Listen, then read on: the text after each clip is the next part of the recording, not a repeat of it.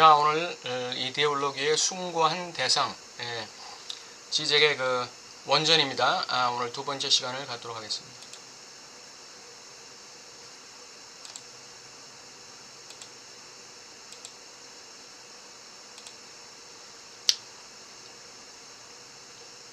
오늘 상품 형식의 무의식 첫 번째 시간을 갖도록 하겠습니다.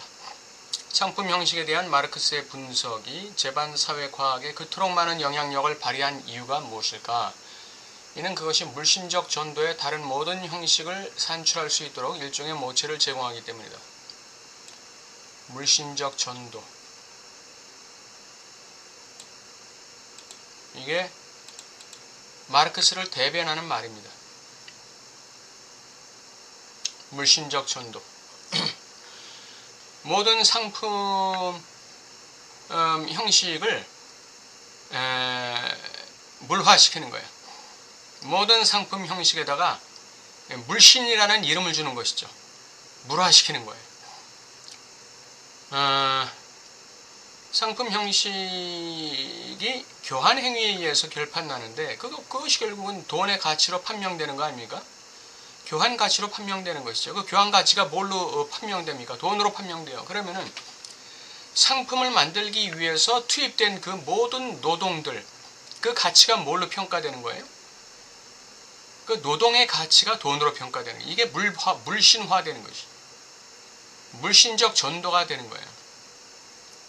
이게 마르크스가 만들어낸 가장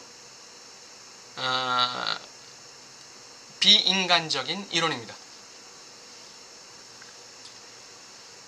노동이라는 것, 인간의 그 일을 한다는 것, 일을 한다는 것이 어떤 의미가 있을까요?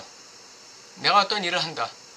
근데 그 하는 일이 먹고 살기 위해서 일한다. 그러면은 그건 개미나 다를 게 없어요. 인간도 먹고 살기 위해서 일하고, 개미도 먹고 살기 위해서 돌아다니고 먹을 것 찾고. 뭐가 다르죠? 배고프면은 어슬렁어슬렁 일어나서 초원을 돌아다니는 사슴 잡아먹는 사자나 토끼 잡아먹는 늑대나 다를 게 뭐가 있죠?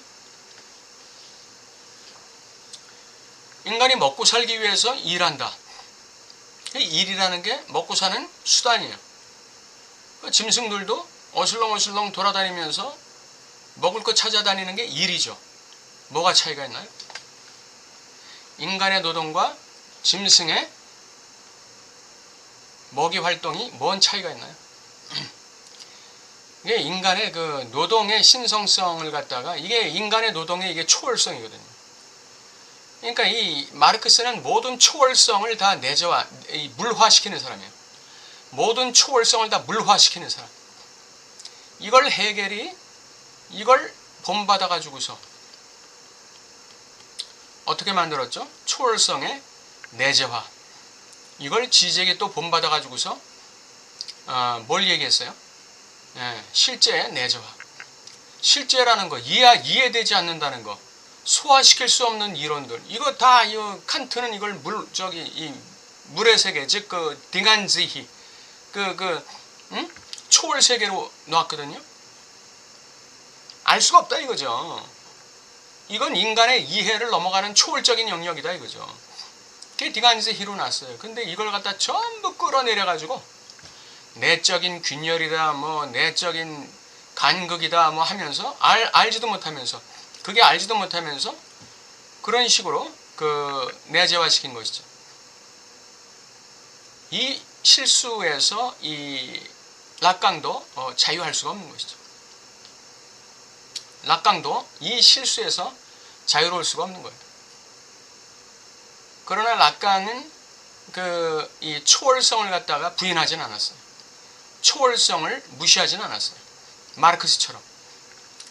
초월성을 무시한 사람은 아니에요.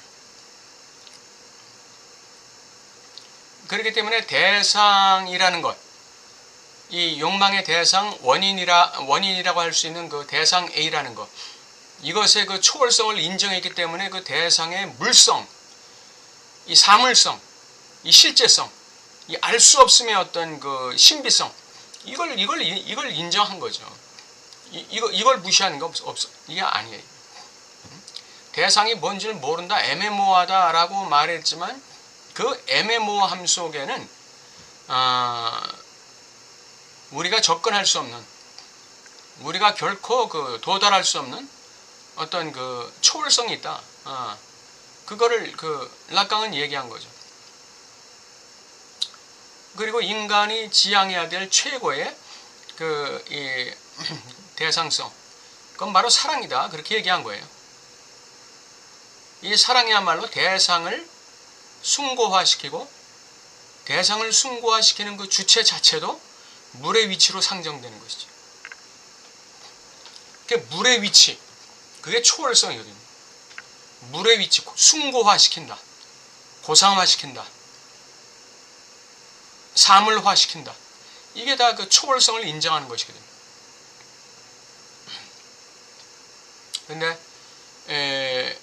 이 마르크스는 그러한 초월성을 갖다가 깡그리 무시해버리고 물신적인 전도를 만들어냈어요. 그냥 노동이 얼마나 신성한 것인데 그 노동의 이 숭고한 신성성을 갖다가 이 돈의 가치로 교환 가치, 교환, 불가교환적인, 다시 말하면 그 무엇과도 교환될 수 없는 그 노동만의 순수한 그 신성성을 갖다가 돈의 가치로 다, 교환 가치로 다 물화시킨 것이죠. 그러니까 천박한 물화를 시킨 것이죠. 고상한 물화를 시킨 게 아니라 천박한 물화를 시킨 것이죠. 분명 상품 형식 속에는 그 형식 자체보다 더 중요한 무언가가 있다. 이게 초월성이거든요. 상품 형식의 보편적인 범위를 가장 폭넓게 전개한 이론가는 알프레드 손 레텔이다. 상품에 대한 형식적 분석은 정치 경제학을 비판하는 단서일 뿐 아니라 사유의 추상적 개념 형식과 그것과 더불어 생겨난 지적노동, 육체노동 간의 구분을 역사적으로 설명하는 실마리가 되기도 했다고 손 레텔은 말한다. 지적노동, 정신적인 차원, 추상적 개념 형식, 그 노동, 이 상품에 대한 형식적 분석이 단순히 정치 경제학을 비판하는 단서일 뿐 아니라 정치 경제학은 결국은 그 마르크스주의의 영향을 받는 것이죠. 물신적 전도. 그래서 이거를 갖다가 비판하는 단서일 뿐 아니라 사유의 추상적 개념 형식, 그리고 지적 노동, 육체 노동 간의 구분. 이거를 손 레텔은 말했다는 것이죠. 다시 말해 우리는 상품 형식의 구조 속에서 초월론적 주체를 발견할 수 있다. 말하자면 그것은 객관적인 과학적 지식의 선언적 틀, 객관적 과학적 지식의 선언적 틀, 이것이 상품 형식 속에 있다는 얘기예요. 이게 바로 초월론적 주체다 이거죠.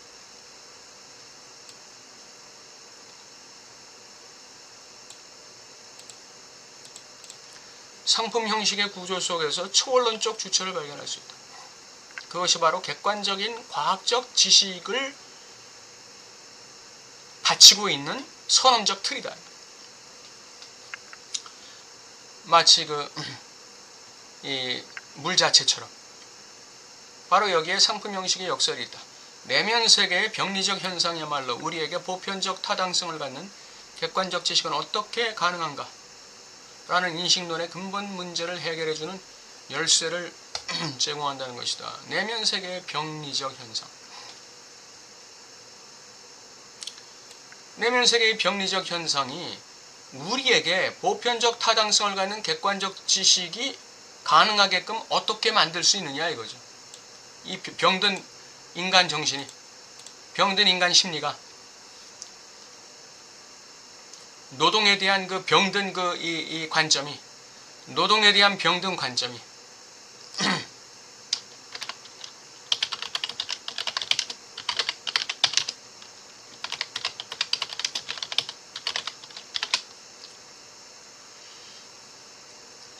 노동을 물질적인 활동으로밖에 보지 못하는 이 병든 관점이 어떻게 객관적인 지식을 보증할 수 있겠느냐 이거예요.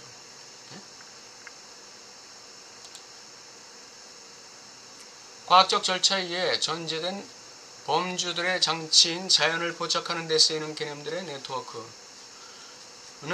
이미 사회적 실효성 속에 나타나 있으며 뭐 그 효용이라든지 용도라든지 뭐 과학적 절차에 의해서 전제된 범주들의 장치인 자연을 포착하는 데 쓰이는 개념들의 네트워크, 뭐 이 중력의 법칙이라든지 부력의 법칙이라든지 비행기가 뜨는 거 있잖아요. 공중 부력, 물의 부력으로 이 선박이 다니잖아요. 공기의 부력으로 뭐가 다닙니까? 비행기가 다니잖아요. 이게 다 사회적 실효성이에요, 이게. 이런 거 속에 이 과학적 그 범주들이 다 전제되어 있다 이거. 드러나 있다 이거죠. 이미 상품 교환의 행위 속에서 작동하고 있다. 사유가 순수한 추상화에 도달하기 이전에 추상화는 이미 시장의 사회적 효과 속에서 작동하고 있었다. 사회적 효과, 즉 실효성 속에서 작동하고 있었다는 거예요. 그 만유인력의 법칙, 그 중력의 법칙, 예. 이걸 이용해서 어떤 이 사회적인 효과를 갖다가 나타낼 때 그게 바로 만유인력의 법칙의 추상화예요. 부력이라는 부력이라는 개념이 있어요. 그 바다의 부력이라는 거. 그 부력이라는 그 개념을 가지고 어떤 사회적 효과를, 실효성을 만들었어. 배를 만들었어. 그럼 그게 바로 부력에 대한 뭐예요? 추상화죠. 예. 그런 거죠. 상품 교환은 이중적 추상화를 함축한다. 즉 교환 행위가 이루어지는 동안 상품의 가변성이 추상화되며, 이게 첫 번째 추상화이고, 상품의 구체적이고 경험적이며 감각적이고 특수한 특성이 또 추상화되는 거예요. A라는 상품의 감각적이고 특수한 특성이 그 교환 행위를 통해서 B라는 특성으로 추상화되는 거예요.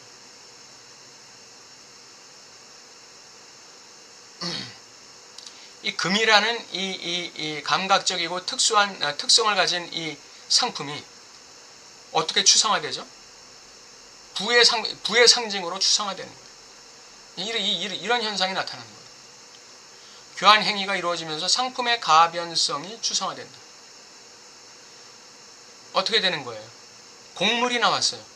곡물이 나왔는데 그 곡물을 가지고 먹고 사는데 이 곡식, 식량으로 쓰는 게 아니라 각종 뭐로 쓰나요? 각종 인스턴트 식품으로 이 가변적으로 나오는 거예요. 응? 쌀을 가지고 뭘 만듭니까? 빵도 만들고 떡도 만들고 각종 상품을 만드는 거예요. 그게 상품의 가변성이 추상화되는 거예요. 교환 행위가 이루어지는 동안에 그렇게 추상화가 되고, 또 하나는 그 상품 자체의 구체적이고 경험적이고 감각적이고 특수한 특성이 추상화되어 버리는 거예요. 아니, 자동차가 있어요. 자동차. 구체적이고 경험적이고 감각적이고 특수한 특성이 있죠. 자동차는. 그런데 그것이 그 자동차를 가진 사람들의 경제적 수준, 사회적 수준을 갖다가 규정한단 말이에요. 그게 추상화되는 거죠. 교환행위에서 상품이 지닌 분별적이고 특정한 질적 규정은 고려되지 않아요. 예. 아니, 이 포르쉐 이 2인승 스포츠카보다 카니발 9인승, 7인승 이 차량이 훨씬 더 용도가 많아요. 예? 용도가 더 훨씬 많아요. 용도가 커요. 다 의자 접으면 거기서 숙박도 할 수 있고, 응? 밥도 지을 수 있고, 용도가, 예, 어디든지 다닐 수 있고, 용도가 보통 많은 게 아니야.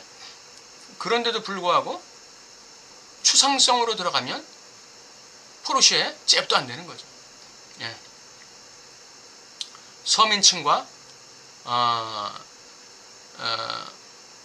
중산층 중에서도 좀 이 수준, 경제 수준이 더 좀 높은 그런 최고 중산층과의 차이, 예, 그렇게 추상화되어 버리는 거예요. 여러분들은 이 카니발을 받고 싶으세요? 포르쉐 2인승 포르쉐 최고급 스포츠카를 받고 싶으세요? 예. 물어보나 말하죠. 예. 그 포르쉐를 받으면 내 사회적 지위, 내 어떤 경제적 수준이 어떻게 되는 거예요? 예.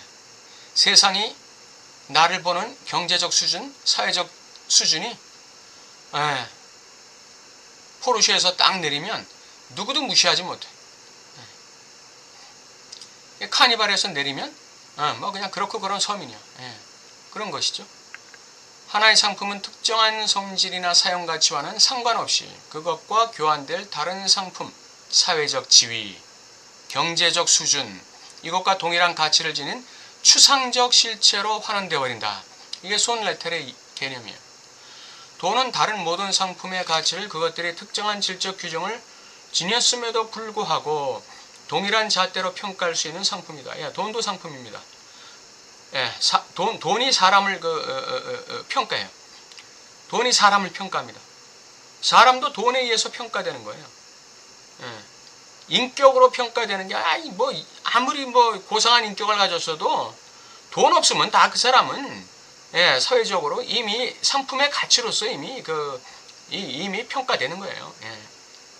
사회적 교환 행위는 대상 상품의 구체적이고 감각적인 속성들을 하나도 건드리지 않은 채 아까도 나왔듯이 이런 경험적이고 구체적이고 감각적이고 특수한 그 상품만의 그 고유한 특성, 이런 거 하나도 건드려지지 않은 채 이루어지는 그러한 교환 행위를 통한 순수 추상적 운동, 속성의 전이, 이 속성의 전이,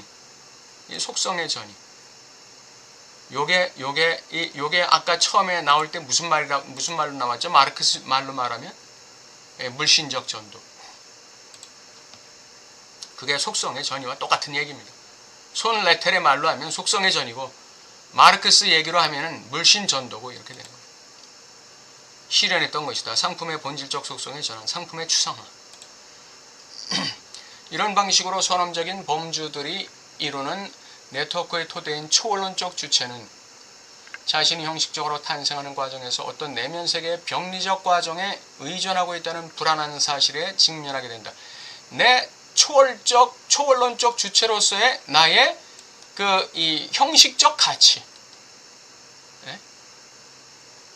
형식적 가치,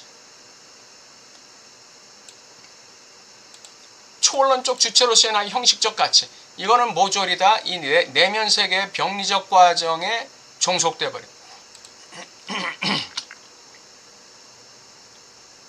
종속되고 있다는 거예요. 의존하고 있다는 거는 그런 초원론적 주체의 형식적 가치 같은 건 개나 줘. 그런 거 인정 안 해. 내면 세계의 병리적 과정에 다 무릎 꿇어 이거죠. 의존하고 있다, 종속되어 있다는 거예요. 종속되어 있다. 철저하게 종속돼요. 철저하게. 예외가 없어요. 이 세상 어디를 가든지 초원론적 주체로서의 이 자신의 그 형식적 가치, 이거는 세상 어디를 가든지, 어디를 가든지 이거는 철저하게 부정당하고 있는 거예요. 이거 안 돼. 철저하게 부정당하고 있는 거예요. 형식적이고 초원론적인 아프리오리 선험적 인식틀이 규정상 모든 실정적 내용으로부터 독립적이라는 사실은 초원론적 관점에서 볼 때 하나의 파문이자 터무니없이 불가능한 것이며 그런 거 인정 안 하겠다는 거야. 이 초원론적 관점 같은 거 이거 인정 안 하겠다는 거예요. 이거 인정 안 하겠다는 거예요, 이거.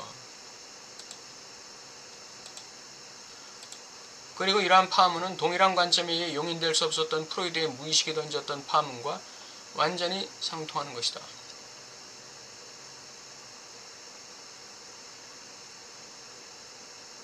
다시 말해서 손 레텔의 현실 추상화라고 하는 것.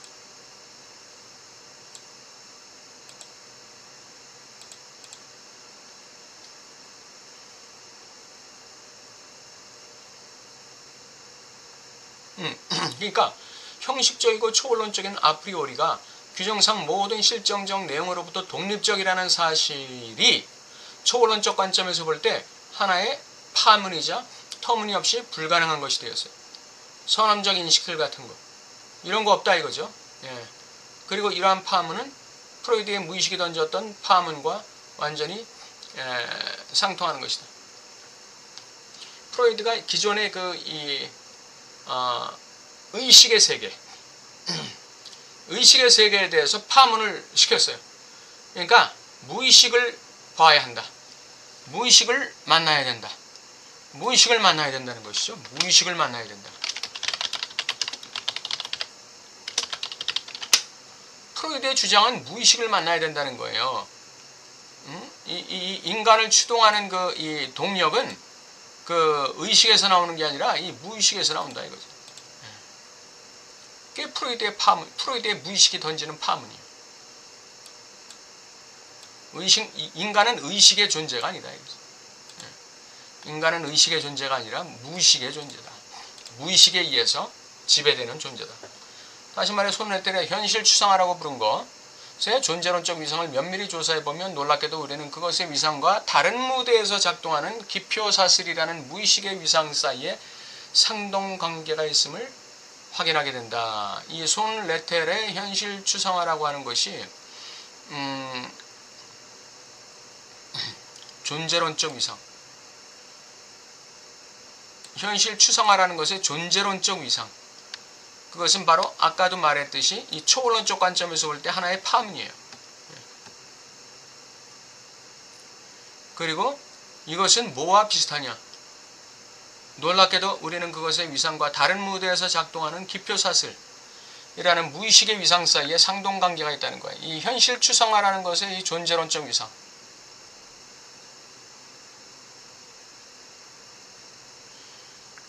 그 다음에 기표사슬이라는 무의식의 위상, 이것이 상동관계가 있다는 것입니다.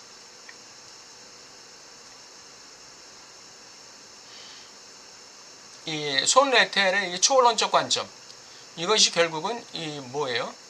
이 내면세계의 병리적 과정, 내면세계의 병리적 과정에 인간이 의존하고 있다는 것을 드러냈잖아요. 그러니까 이 프로이드도 이 무의식의 위상이, 이 기표의 사슬로서의 그 무의식의 위상이 이것이 인간 존재의 본질이라는 것, 그걸 드러낸 거예요.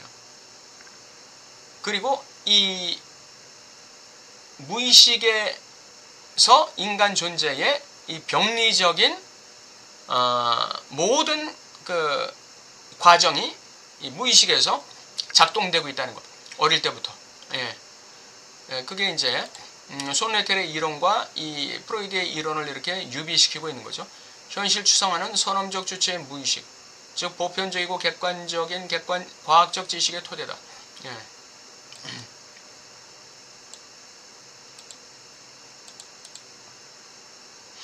현실 추상화라는 것은 한마디로 얘기해서 뭐죠? 눈에 보이는 현실 밖에 뭐가 있다는 거예요? 눈에 보이는 현실 밖에 추상적인 초론적 관점이 있다는 거죠. 한마디로 이게 현실 추상화라고 하는 거예요. 상품 교환의 바로 그 실질적 과정 속에서 작동하는 추상행위가 있다는 거예요.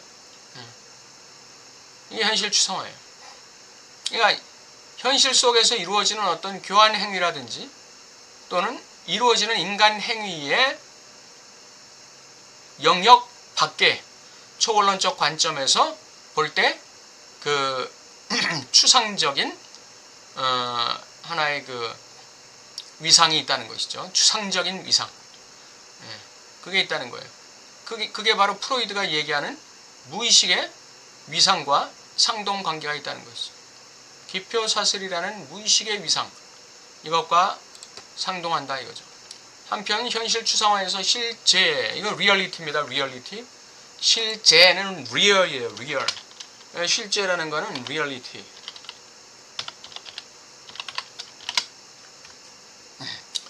실제라는 말은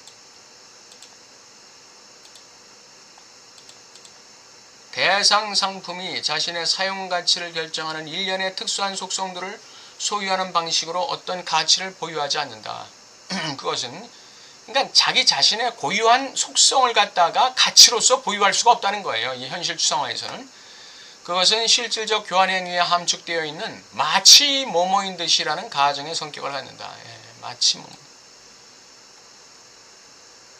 나는 저들이 우리와 똑같은 그런 이 삶의 모습을 가지고 있다는 것을 안다. 그러나 나는 내가 보는 그 속성 밖에 뭔가를 가지고 있다는 걸 나는 안다. 이거죠. 엄마가 팔루스가 없지만 마치 팔루스가 있는 듯이 나는 믿을 수밖에 없다. 이거죠. 이 마치 뭐뭐인 듯이라는 가정의 성격을 가져야 그 현실 추상화가 일어나는 거예요. 교환 행위가 일어나는 동안 개인들은 마치 상품이 물리적 물질의 교환을 따르지 않는다는 듯이 행동한다.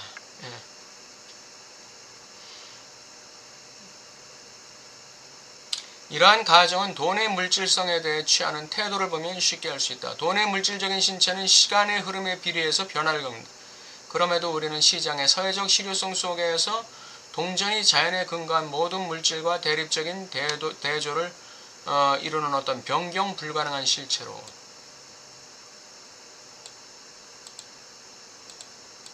이루어져 있으며 마치 그것에 대해서는 시간이 아무런 힘도 쓰지 못하는 것처럼 다룬다. 이것이 숭고한 물질로서의 돈이다. 이게 숭고한 물질로서의 돈이에요. 이게 돈의 추상성이죠. 물리적 신체의 부패 이후에도 여전히 존속하는 파괴 가능하고 변경 불가능한. 이거 번역이 이게 이 파괴 가능하다 이렇게 나와 있는데 이거 혹시 파괴 불가능 아닌가요? 이거 파괴 불가능이 맞는 것 같아요. 돈, 숭고한 물질로서의 돈은 파괴 불가능한 존재거든요.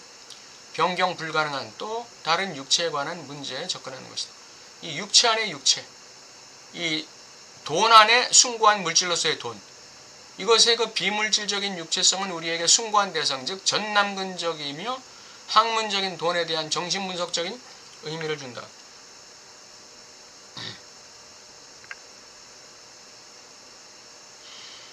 전남근적이라 그러면은 그 어머니를 얘기하는 것이겠죠.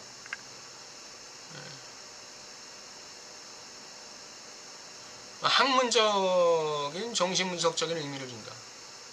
학문적이라는 것은 이거는 싸대기 하는 것이죠. 예. 어떤 전남근적이다 그러면은 아주 이 열망의 대상. 엄마기 때문에 젖가슴이죠, 젖가슴. 이거는 완전히 이건 욕망의 대상이에요. 엄마의 젖가슴이라는 거. 학문적 대상이라는 거는 이거는 내가 싸대기 해야 될 대상이에요. 왜 싸대기 할까요? 나를 자랑하기 위해서. 나도 힘이 있어. 나도 똑똑해.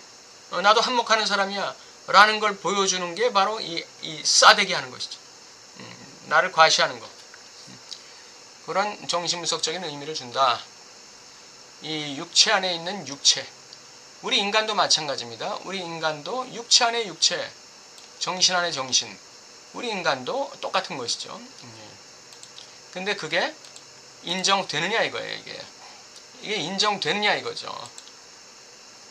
네? 내가 지금 한 달에 300만 원밖에 못 버는데 한 달에 30억 버는 사람이 나를 갖다가 인간같이 보겠느냐 이거죠. 뭐 사람 따라 다르겠지만 돈의 가치로 사물을 판단하는 사람 경우에 그 사람의 눈에 300만 원짜리 월급쟁이가 이 마음에 차겠느냐 이거예요. 30억 버는 인간은 100억 버는 인간에게 가까이 가려고 하겠죠. 300만 원 버는 인간하고는 교제하려고 안 할 거예요. 그게 육체 안에 육체를 갖다가 비물질적 육체성을 갖다가 무시하는 것이죠. 이 인간 존재 안에 이 숭고한 정신성이 있다는 거. 이거 무시하는 거예요. 근데 마르크스는 어떻게 한다고요? 마르크스는 이 숭고한 물질, 돈에도 숭고한 물질성이 있는데, 인간을 어떻게 만든다고요? 물심적인 전도로 만드는 거예요. 노동을 물심적인 전도로 만든다는 거, 돈의 가치로 환산한다는 거는 결국 뭐란 얘기예요? 모든 물질은 다 교환 가치로 환산될 수밖에 없다는 것이죠. 철저하게 무신론적인 이론이라고 말할 수 있겠습니다. 오늘 상품 형식의 무의식, 상품 형식에는 그 무의식적 의미가 있다, 또는 상품 형식에 있어서의 그 추상화, 현실의 추상화, 이 개념은 프로이드의 무의식의 혁명과 유비될 수 있다, 그런 얘기를 하는 것이죠. 그 마르크스 이론하고 손 레텔의 이론을 비교하면서 오늘 여기까지 하고 다음 주에 뵙겠습니다.